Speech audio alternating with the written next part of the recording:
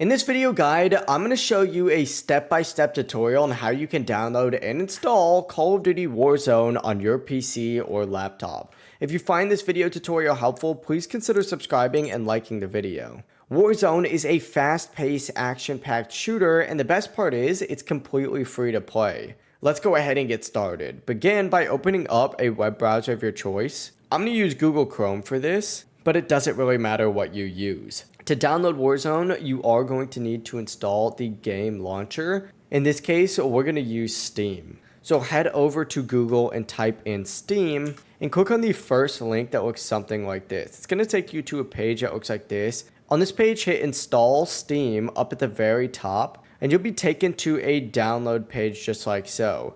Go ahead and hit Install Steam again, and once it finishes downloading, go ahead and hit the Steam setup file. You'll have to follow a few on-screen instructions, but at the end, go ahead and make sure you select Run Steam, and it's going to automatically open up Steam that looks something like this. When Steam opens, simply log into your account or create a new one by clicking Create a New Account in the bottom right.